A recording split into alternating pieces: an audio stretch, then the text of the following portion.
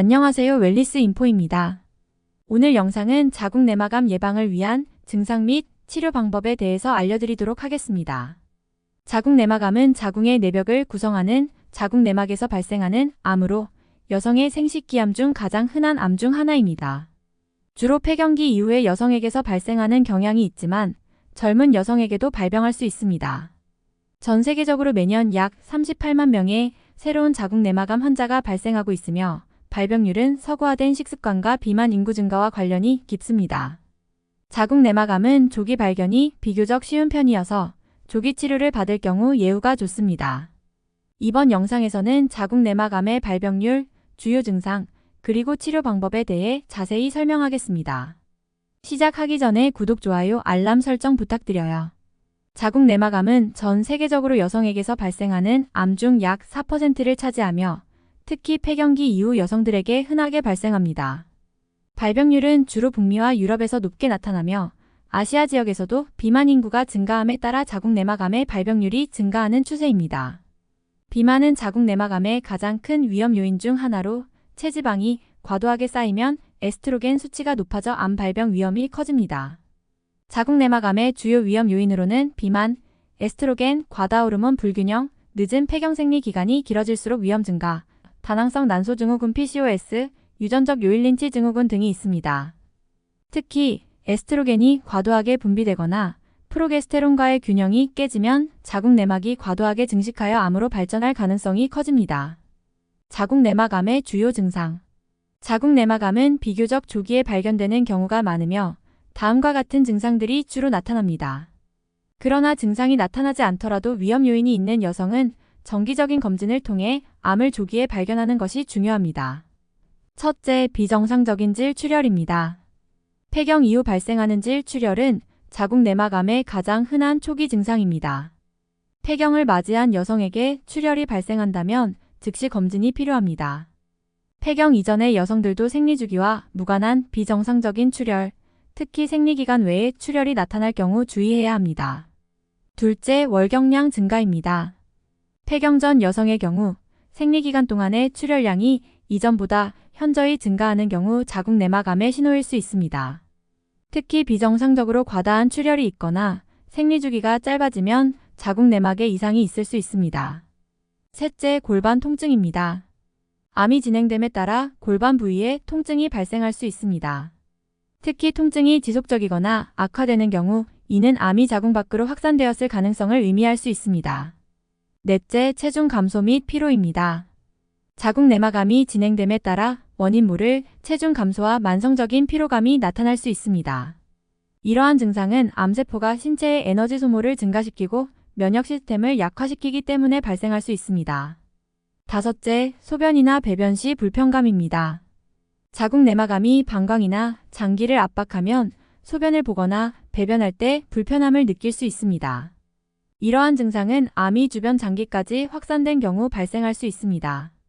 자궁 내막암의 진단은 주로 초음파 검사와 자궁 내막 생검을 통해 이루어집니다. 초음파 검사는 자궁 내막의 두께를 확인하는 데 사용되며 자궁 내막이 비정상적으로 두꺼워진 경우 자궁 내막 생검이 시행됩니다. 자궁 내막 생검은 자궁 내막에서 세포를 채취하여 현미경으로 분석하여 암세포가 있는지 확인하는 검사입니다. 이외에도 자궁경 검사나 MRI, CT스캔과 같은 영상 검사를 통해 암의 위치와 크기, 전이 여부를 파악할 수 있습니다.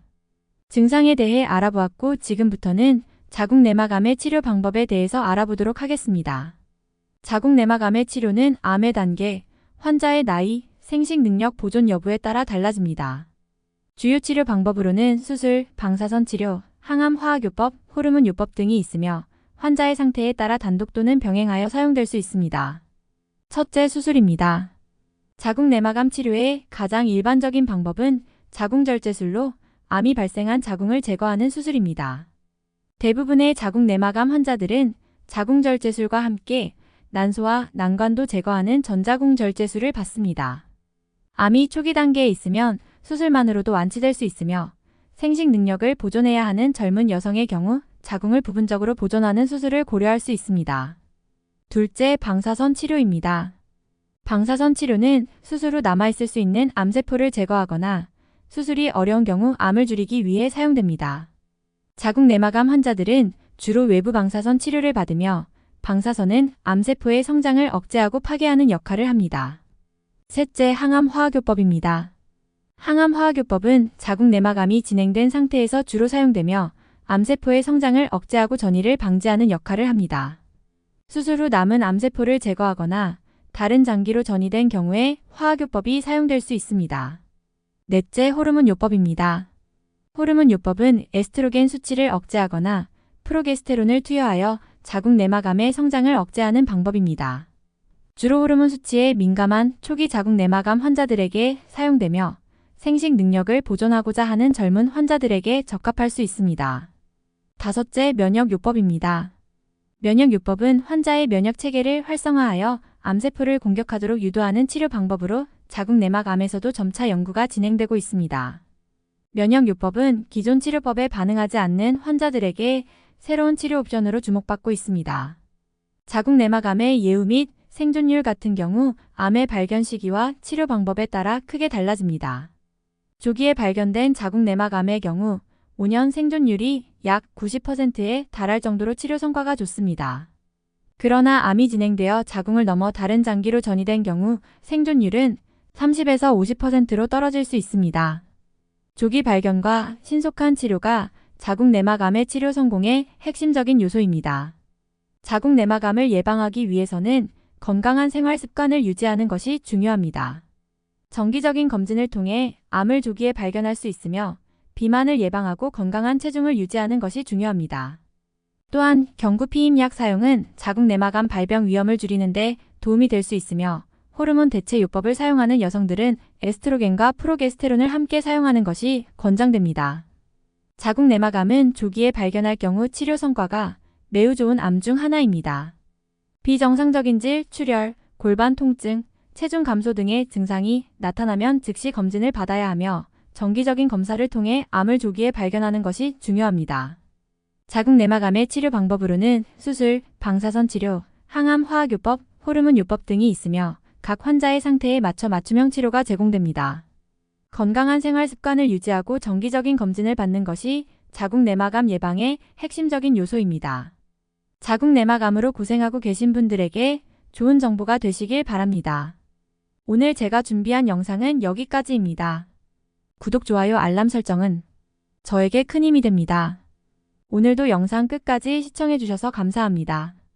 모두 좋은 하루 되세요. 감사합니다.